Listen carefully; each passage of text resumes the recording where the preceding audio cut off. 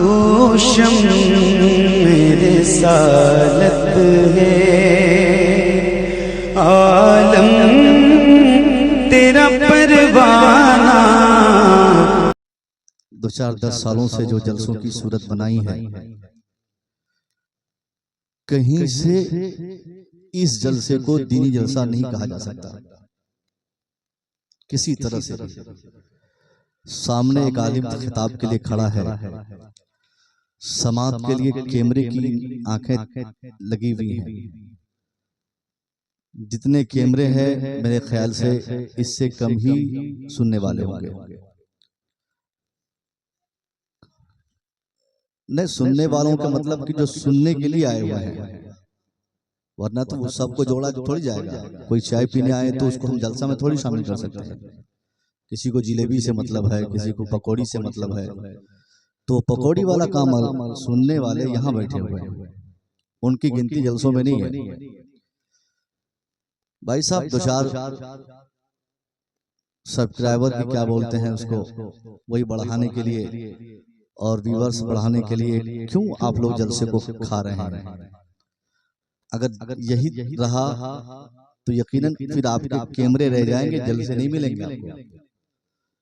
जिस चीज की कद्र होती है वो चीज दायमी होती है, और जब उस चीज की बेकदरी लोग करने लगे तो उसकी अजमत धीरे धीरे घटती है और वो चीज खत्म हो जाती है। यही होगा। आज 25 कैमरे वाले हैं, 1 साल के बाद 30 होंगे, 50 होंगे, फिर 100 कैमरे वाले जलसे में आएंगे। और जगह भी आप लोगों ने गलत मुंतखब किया है। मैंने सुना है कि हमारे कुछ उलमा बकदरे जरूरत इस चीज को जायज मानते हैं, मगर इसकी हुर्मत में कोई कमी नहीं है। जो गलत है वो गलत है, मगर अगर जरूरतन किसी ने कह दिया कि साहब हम कर सकते हैं, तो इस जरूरत को जरूरत रहने दें, इसको फैशन और इसको नुमाइश में ना बदलें। अगर आप यही थे तो साइड में इधर कर लेते, इधर खाली सुनने वाले रह जाते, क्या ही अच्छा होता। ये आपसे मैं खिताब कर रहा हूँ, इसलिए कि साहब आप कैमरे वाले बाद में हैं, मुसलमान पहले हैं। आपको अपने मजहब से लगाओ पहले। 2-4 व्यूअर्स बढ़ना, सब्सक्राइबर बढ़ना ये मामूली सी बात है। जिस चीज से इस्लाम की अजमत या मुस्तफा की महफिल की अजमत खराब हो जाए, वो चीज हम क्यों वो काम क्यों करेंगे? नबी ने किसी जमाने में फरमा दिया किसी सहाबी से कि ये अंगूठी सोने की पहनना हराम है। वो सहाबी उस अंगूठी को पहनना तो छोड़ो साहब, वो सहाबी अंगूठी को फेंक ही डाले कि जब चीज हराम है तो मैं क्यों लगाऊं, या मैं क्यों घर पर इसको रखूं। तो ये मोहब्बत रसूल का तकाजा है। मुस्तफा की महफिल की अजमतों को अगर आप पायमाल करेंगे तो इस महफिल से बरकतें आपको नहीं मिल सकती है। मैं क्या कि कोई भी खतीब आके 1000 घंटे खिताब कर गए, तकरीर पे तकरीर होती रहे, शायरी पे शायरी होती रहे, सिर्फ एक मनोरंजन के अलावा आपके सामने कुछ दिखाई नहीं देगा। यही वजह है कि अभी आपने देखा ना, लाइन लगी हुई थी, पीछे से लड़के भाग गए, वहां से भाग गए, वहां से भाग गए। क्या मतलब हुआ? धीरे धीरे हम लोगों ने जलसों को खराब किया है कि नहीं किया? आपको नहीं मालूम इस जलसे के क़याम के लिए कमेटी वालों ने कितनी रातों की मेहनत की है, और कहां कहां किन किन के दरवाजे पर 10-10, 20-20 रुपया के लिए ये लोग खड़े रहे। ये सब भूले भाले हमने सिर्फ क्या किया, साहब की कैमरा ले लिया, आ गए, जब मन किया तब रहे, जिसको दिलचस्पी जिसमें दिखानी हो दिखाए, जिस खतीब में, जिस शायर में, जिस नकीब में दिलचस्पी खूब दिखाए, उसके बाद हम अपना कैमरा समेटे भाग गए या कुर्सी छोड़े भाग गए। ये सारी चीजें बता रही है कि आने वाले दिनों में हमारा जलसा भयानक रूप लेने वाला है। ऐसा भयानक रूप लेगा कि हमारी जमात का कोई भी जिंदा दिल आलिम इस जलसे में आना पसंद नहीं करेगा, कभी नहीं। आप 50,000 दीजिएगा, बिकने वाला मौलवी जाएगा, जिंदा दिल नहीं जाएगा। और धीरे धीरे स्टेज पर जाहिलों का कब्जा होगा। फिर यहाँ से पैगाम नहीं जाएगा, यहाँ से सिर्फ मनोरंजन होगा, यहाँ से सिर्फ आपको खिलाया जाएगा, यहाँ से सिर्फ आपको हंसाया जाएगा। आपको मालूम नहीं है आज की तारीख में हिंदुस्तान के वो खतीब वो खतीब जो हंसने हंसाने के हवाले से पहचाने जाते हैं, वो सबसे ज्यादा आज बिजी है। ताज्जुब की बात है कि एक आदमी को हंसी के लिए किसी आलिम का सहारा लेना पड़ रहा है, जिस आलिम के बयान से आदमी को रोने के लिए अपने दिल को मजबूत करके रहता है कि आलिम का खिताब होगा, मैं रो कर अपने दिल की गंदगी दूर करूंगा। उसी आलिम से आज लोग उस आलिम को तफरीहन लोग बुलाते हैं कि मजा आ जाएगा, हंसी आएगी, खूब हंसेंगे, खूब कह के लगाएंगे। ये इल्म की तौहीन नहीं तो क्या है? ये जलसे की तौहीन नहीं है तो क्या है? एक आलिम की तौहीन नहीं है तो क्या है? आलिम का काम इंसान को खौफ दिलाना, आलिम का काम एक इंसान को उसकी दुनिया और आखिरत की कामयाबी का रास्ता उनको बताना। जब आलिम तफरीह के लिए इस्तेमाल होने लगे तो समझिए कि कयामत आने वाली। जब आलिम ठट्ठाबाजी के लिए लोग इस्तेमाल करने लगे, समझिए कि अब हमारा समाज टूटने वाला है। जब आलिम का इस्तेमाल साहब इंटरटेनमेंट के लिए होने लगे तो समझ लीजिए कि अब हमारे दिन चले गए अच्छाई के, अब हमारे बुरे दिन शुरू हो गए। इसलिए आखिरी पैगाम इस हवाले से कि आप साल में 5 जलसा ना करें, 5 साल में 1 जलसा करें, मगर जलसे को जलसे की तरह करने का सलीका जान ले। पहले जलसे को जलसे की तरह करेंगे, बरकतें आएंगी। 1 रुपया खर्च होगा, उस 1 रुपये से घर में बहारें आ जाएंगी। अगर आपने जलसे की तौहीन की, 5 लाख खर्च कर दिए, मैं समझता हूँ साहब इससे अल्लाह के रसूल नाराज होंगे, इससे अल्लाह नाराज होगा। और जिस अमल से, जिस फेल से, जिस काम से अल्लाह और उसके रसूल नाराज हो जाए, उस काम से बहारें नहीं आ सकती, उस काम से भलाई नहीं मिल सकती, उस काम से हमें अच्छाई नसीब नहीं हो सकती। और हमारे जीने का मकसद क्या है? हमारा रब राजी हो जाए। हमारी जिंदगी का मकसद क्या है? हमारा रब राजी हो जाए। यही रब की नाराजगी की बुनियाद पे आज पूरी दुनिया में मौजूदा दौर में जो हमारी सिचुएशन, जो हमारी हालत है, ये हमारी हालत की वजह क्या है?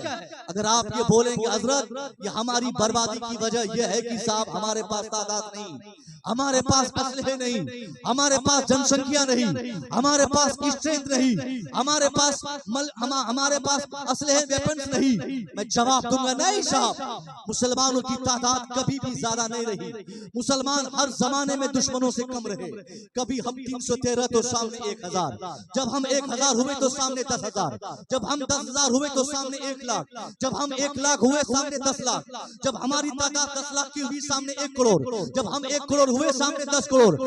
शुरू से आज तक की तारीख, इस्लाम की तारीख हमें यही बताती है, समझाती है। मुसलमान हमेशा मुखालिफिन से कम रहे। मुसलमानों के पास असलहे नहीं थे, मुसलमानों के पास स्ट्रेंथ नहीं था, मुसलमानों के पास संख्या नहीं थी, मुसलमानों के पास तादाद नहीं थी, मुसलमानों के पास ताकत नहीं थी।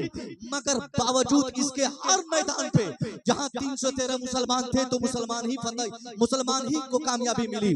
मुसलमान जब 10,000 के मुकाबले में 1,000 पे थे तो मुसलमान ही कामयाब थे। जहां 1 लाख के मुकाबले में 10,000 मुसलमान थे तो अल्लाह ने उसी 10,000 मुसलमानों को कामयाबी की राह दिखाई। जहां 50 लाख की तादाद के मुकाबले में मुसलमान 1 लाख की संख्या में थे, तारीख बताती है वही 1 लाख की तादाद वाले ही कामयाब हुए। पता क्या चला? तादाद इंसान या मुसलमान की कामयाबी का कोई फैक्टर किसी जमाने में नहीं रहा। ना तो मुस्तफा करीम के जमाने में, ना सहाबा के जमाने में, ना ताबईन के जमाने में, ना तबे ताबईन के जमाने में। किसी जमाने में अगर आपको कोई हिस्ट्री, कोई तारीख, कोई ऐसा इतिहास का पन्ना अगर आपने पढ़ा हो जिससे आपको ये बात समझ में आई हो कि मुसलमान कहीं किसी मैदान में तादाद की बुनियाद पे कामयाब हो गए हो, तो आप मेरा नंबर किसी से लेकर फोन करके वो तारीख का हवाला देकर मुझे बताइएगा, ताकि मेरे इल्म में भी इजाफा हो जाए कि मैं पढ़ सकूं कि साहब मुसलमानों ने फला इलाके में, फलाने गांव में, फलाने खित्ते में अपनी तादाद की बुनियाद पर कामयाबी पाई हो। नहीं, हर जगह मुसलमान कामयाब हुए, मगर मुसलमानों की कामयाबी का राज उसकी तादाद नहीं थी। मुसलमानों की कामयाबी की वजह सिर्फ मजबूत ईमान, मोहब्बत रसूल, खालिस मोहब्बत और अल्लाह से खौफ की बुनियाद पर मुसलमानों को अल्लाह ने इतनी बड़ी कामयाबी नसीब फरमाई कि 1000 के मुकाबले में 300 कामयाब हो गए, 10,000 के मुकाबले में 1000 कामयाब हो गए, 1 लाख के मुकाबले में 10,000 कामयाब हुए, 50 लाख के मुकाबले में 1 लाख कामयाब हुए।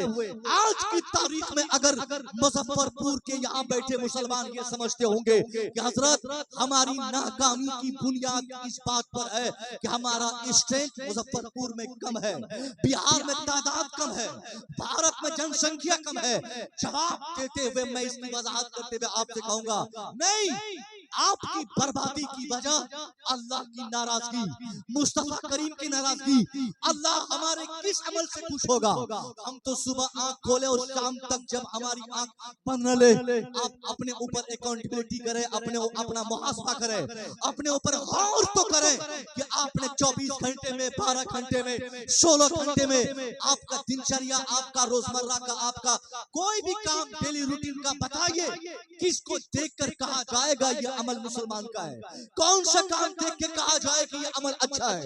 कौन सा किरदार देखकर कहा जाए कि मुस्तफा के दीवाने का किरदार है? हमारी जबान खुलती है तो गाली, हमारा कान काम करता है तो गाने सुनने के लिए, हमारी आंखें काम करती है तो साफ बुराई देखने के लिए, हमारी टांग चलती है तो साफ बुरी जगह जाने के लिए, हमारा हाथ उठता है तो किसी पर जुल्म और ज्यादती के लिए।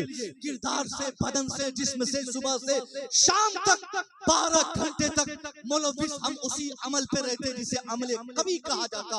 जब मुसलमान कबाहत में मुलव्विस होगा, जब मुसलमानों का दिनचर्या खराब होगा, जब अल्लाह उसके रसूल के कानून के मुताबिक जिंदगी गुजारना वो पसंद नहीं करेगा, तो जाहिर है इस कभी जुर्म की बुनियाद पर अल्लाह नाराज होगा।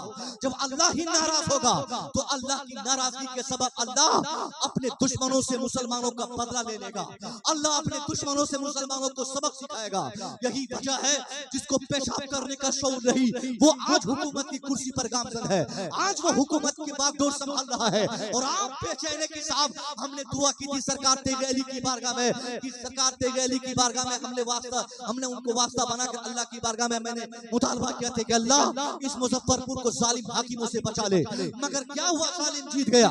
हमने मुतालबा किया था अल्लाह इस बिहार को जालिमों के चंगुल से आजाद कर दे, मगर बिहार भी जालिमों के हवाले हो गया।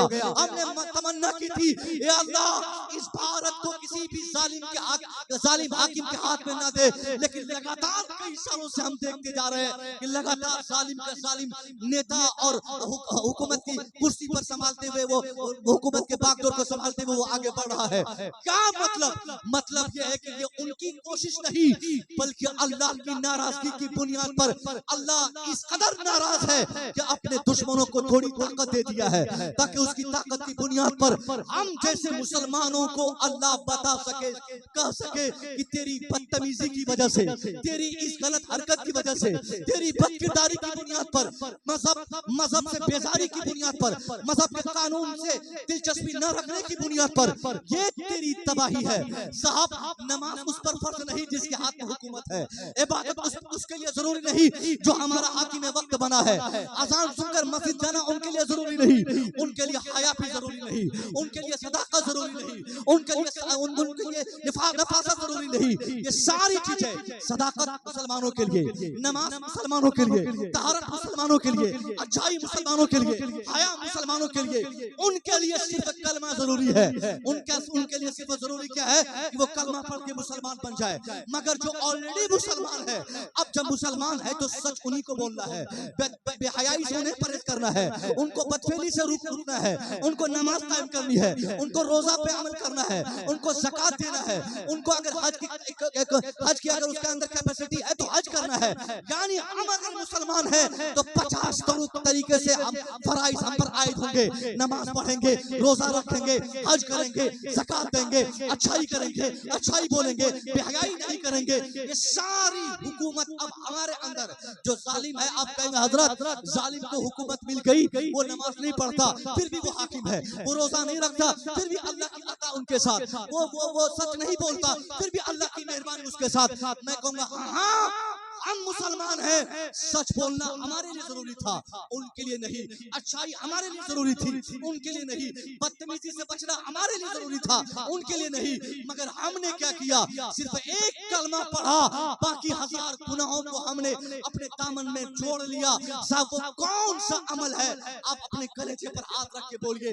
बेटा, भतीजा, भाई, बूढ़ा, छोटा, नौजवान, बच्चा, सारे अपने अपने अपना अपना मुहासबा करे। वो सोचे तो सही, हमारा कोई अमल हम दिखा सके कि ये बेहतर मुसलमान, अच्छे इंसान, बेहतर मुसलमान का ये अमल है जो हम दुनिया को बता सकते हैं कि ये हमारे लिए बेहतर है। और यही अमल हमारी दुनिया बनाएगा और यही अमल हमारी आखिरत बनाएगा। कोई अमल नहीं। नमाज हमने छोड़ा, अज़ान की बेहुरमती हमने की, तिलावत से हमने मुंह मोड़ा, बेहयाई हमने की, बदतमीजी हमने की, झूठ हमने बोला, ख्वाहिश हमने किया। फिर कौन से अमल की बुनियाद पर अल्लाह हमसे राजी होगा? जब अल्लाह ही राजी नहीं होगा तो रहमतें नहीं आएंगी, बरकतें नहीं आएंगी, भलाई नहीं आएंगी, खैर की उम्मीद करना बेकार। अब एक ही रास्ता है, अपने रब को राजी किया जाए, अल्लाह को राजी किया जाए। अगर अल्लाह राजी नहीं होगा, कलकत्ता की कमाई से खुश नहीं रहेंगे। अल्लाह राजी नहीं होगा, मुंबई की कमाई आपको खुश नहीं करेगी। अल्लाह राजी नहीं होगा, दिल्ली की कमाई से आप में भलाई नहीं आएगी। अल्लाह राजी नहीं होगा, आपका गांव आपके लिए काल बन जाएगा, आपका समाज काल बनेगा, आपकी सोसाइटी काल बनेगी, आपका बेटा मुसीबत बनेगा, आपकी बेटी मुसीबत बनेगी, आपका आलीशान मकान मुसीबत बनेगा। कोई चीज ऐसी नहीं होगी जिससे आपको सुकून मिलेगा। सुकून अगर चाहते हैं तो सिर्फ अल्लाह की इबादत कीजिए, सिर्फ अल्लाह की इबादत में सुकून है, अल्लाह के जिक्र में सुकून है, अल्लाह की रजामंदी में सुकून है, अल्लाह के लिए मरने जीने में सुकून है। यही एक काम मुसलमानों से नहीं हो पाता, जिसकी बुनियाद पर रोजाना की खबर है। रोज कभी साहब अमृतसर में, कभी क्या बोलते कि वो आगरा में, कभी उत्तर प्रदेश के किसी और जगह पर रोजाना देखा जा रहा। मजहब पूछा जाता, मार दिए जाते मुसलमान के बच्चे। उसका मजहब पूछा जाता, काट दिए जाते। मुसलसल 5-7 सालों में, खास तौर पे आमतौर पे 10-11 सालों में जो मुल्क के हालात बदले हैं, ये साफ संदेश है। हम मुसलमानों ने दुआएं की थी, आपने दुआएं की थी, हमारे पीरों ने दुआएं की, सबकी दुआएं मरदूद कर दी गई। क्यों? क्योंकि हमारे यहाँ बेहयाई है, हमारे यहाँ बदतमीजी है। हमने किताबों में पढ़ा है, जहाँ बेहयाई रहती है वहाँ खैर और बरकत के फरिश्ते नहीं आते हैं, जहाँ बदतमीजी होती है वहाँ बरकतों का नुज़ूल नहीं होता है। आज हमारा बेटा कमा कर दुनिया भर में थक चुका, बाप हाथ मलते कहता हजरत महीना लगने से पहले कर्जदार हो जाता हो, हजरत कमाई में बरकत नहीं। जवाब मिलता कमाई में बरकत करने के लिए बेटे की कमाई बढ़ाना जरूरी नहीं, बल्कि बेटियों को हया का पैगाम देना ये जरूरी है, बेटियों को चलने का तरीका सिखाना ये जरूरी है, बेटियों को पर्दे का इंतजाम करने के लिए कहना ये जरूरी है। कौन मुसलमान ये दिलचस्पी दिखाता है, कौन ये जुर्रत आज की तारीख में दिखाएगा जो अपनी बेटी को समझा सके कि बेटी तुझे जीना किस तरह से है, तुझे मार्केट कैसे जाना है। आज हमारी मार्केटों में आप जाते हैं, आप देखते साहब कोई फर्क नहीं रहा, कोई फर्क नहीं रहा। कौन मुसलमान की बेटी, कौन गैर मुस्लिम की बच्ची, किसने कलमा पढ़ा, कौन मुसलमान घर से ताल्लुक रखती, कौन गैर इस्लाम घर से किनका ताल्लुक है, कोई फर्क नहीं रहा। अगर खैरों की बच्चियों ने जींस और टी शर्ट और बेपर्दगी को आम करने में दिलचस्पी दिखाई तो हमारी बच्चियां भी कोई कम नहीं। अगर उसने वो रील्स बनाया, इंस्टाग्राम पे अकाउंट उसके हुए, अगर उसने फेसबुक पर वीडियो अपलोड करना जरूरी समझा, उससे मशहूर हो गई और शोहरत के लिए उसने ये काम किया, तो क्या मुसलमानों की बच्चों की रील्स नहीं बनती? क्या मुसलमानों की बेटियां रील्स नहीं बनाती? क्या मुसलमानों की बेटियां डांस नहीं करती? क्या मुसलमानों की शादियों में डांस नहीं होते? क्या हमारी शादियों में डीजे नहीं चलते? सारी कबाहत भरा अमल जो वहां पे था वो सब हमारे यहाँ है। उन लोगों ने डीजे चलाया, हमने भी डीजे किया, उन लोगों ने नाच करवाया, हमने भी नाच किया, उन लोगों ने बदतमीजी की, हमने बदतमीजी की। अब तो हालत ये हो चुकी है कि बहुत सारा काम, बहुत सारा ऐसा अमल जो आज उनसे ज्यादा हम उस पर गामजन है। आज हमारे बच्चे बगैर उसके आगे नहीं बढ़ते। आज हमारे यहाँ भी साहब वो हल्दी रस्म शुरू हो गई। किस किताब में किस मौलवी साहब ने आपको बताया हल्दी रस्म के बारे में? वो आपने कभी नहीं पूछा। पूछा, किसने कहा ये डीजे रस्म के बारे में? आपने किसी से जानने की कोशिश नहीं की, बस पड़ोस में आपने देखा कि किसी ने शादी में डीजे में नाच करवाया, बदतमीजी की हद हो गई। मिलाद शरीफ पढ़ाने के बाद वही डीजे जिसपे अभी 1 घंटा पहले कुरान की आयत पढ़ी गई, जिससे अभी एक नात खाने नात के अशार पढ़े, जिस डीजे और जिस माइक से तकरीर की गई, जैसे मौलवी साहब खाना खा के नजराना लेकर 2-4 कदम अभी आगे बढ़े, अभी बाइक स्टार्ट करके गांव से गांव क्रॉस नहीं किए, ये बदतमीज लोग उसी डीजे पर वही गाना चलाकर उसी शादी की महफिल की इज्जतों को तार-तार कर देते। पूरी रात रस्म के नाम पर, पूरी रात सभ्यतारी के नाम पर, पूरी रात हलवा और वो पूरी और पकवान के नाम पर हमने डीजे पर गाने चलाए। वो ढूंढ के हमारी घर की बेटियां लगवाई। अगर कोई घर की बेटियां किसी से कोई नहीं लगवाता तो बाहर की लड़कियों का मंगा के 10,000, 20,000, 50,000, 40,000, 1 लाख पे डीजे करके नाच करवाता। इस कदर हम जलील हो गए, हमारा ज़मीर कहाँ मर चुका कि हमने अपनी बेटी की शादी में दूसरों की बेटियों से नाच करवाया है। कम से कम ये तो हमें सोचनी चाहिए थी कि बेटी एक हमारी भी है जो घर में है, बेटी उनकी भी है जो डीजे पे नाच कर रही है, वो पैसे लेकर नाच करने आई है। अगर हमारा ज़मीर जिंदा होता तो हम ये कह सकते कि साहब नहीं, अगर उसकी बेटी की इज्जत है, अगर हमारी बेटी की इज्जत है तो उसकी बेटी की भी इज्जत है। मैं अपनी बेटी की शादी या बेटे की ब्याह के मौके पे मैं किसी की बेटी की नाच पसंद नहीं कर सकता। कौन इतने बड़े मजमे में है, आप बताइए कौन है?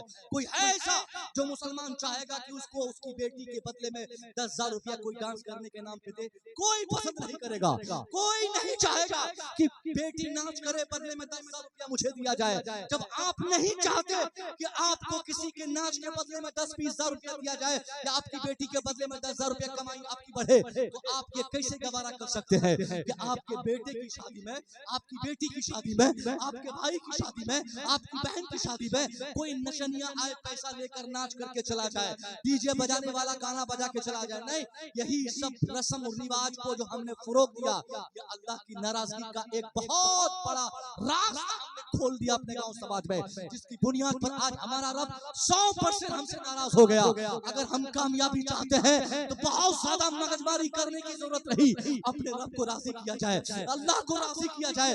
अल्लाह राजी होगा, ये दुनिया हमारे लिए जन्नत बन जाएगी, और अल्लाह ही नाराज रहेगा तो ये जन्नत बनी हुई दुनिया भी जहन्नम बन जाएगी।